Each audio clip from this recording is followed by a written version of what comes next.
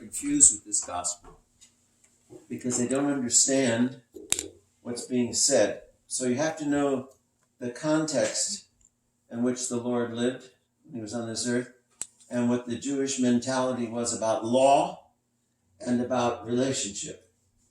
The Jewish people believed in the law, and they believed that the law would set them free.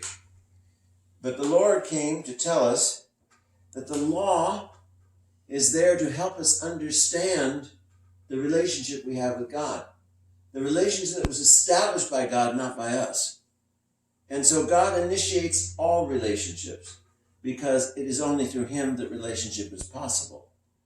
And so the Lord sees this woman who's afflicted with being bent over and for many years. And so he comes and he heals her, and it's on the Sabbath. And the law of the Jews was no manual work of any kind that isn't absolutely necessary can be done on the Sabbath. And so the Pharisee tells her, look what he's doing. He's breaking the law. He has 6 days to do this, and he does it today. And the Lord quits back quickly and says, you hypocrite.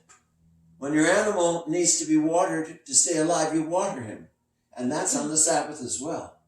And what the Lord is telling us here is that the relationship is not subject to the law.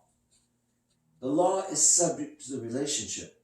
And the relationship is defined and clarified by the law. But it is not superior to the relationship. And oftentimes we are that way.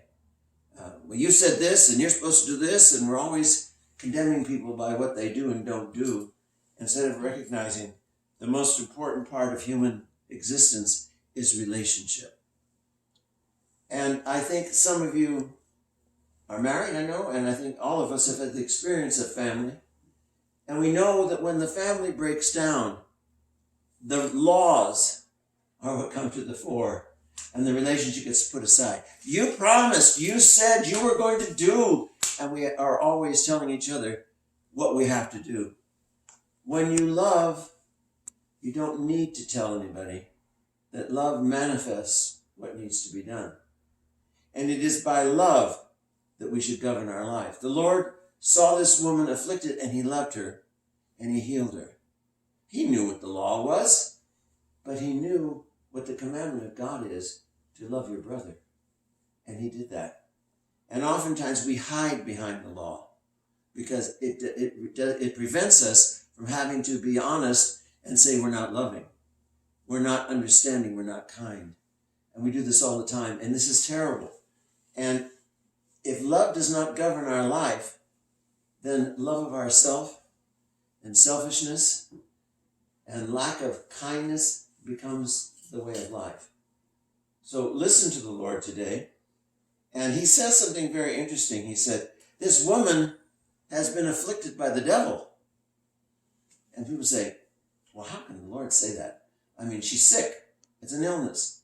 But we have to understand that illness came into the life of man with the fall of Adam. Before the fall of Adam, there was no sickness and there was no death. So what he's saying is that because Adam listened to the evil one, we are all afflicted with him. And so we have to remember, don't curse your illness. Realize that it is a reminder that if we keep the law of God through love, if we love God above all, including ourselves, our life always has purpose and meaning, and we never lose hope. But it's when we start looking at the world as being the standard of what life is, we lose. We lose terribly. Afflictions are not the end of life. The end of life is not loving. So with afflictions, you can still love. With afflictions, you can still care and heal and be filled with joy and love. In the name of the Father, and the Son, and the Holy Spirit. Amen. Let us all say with our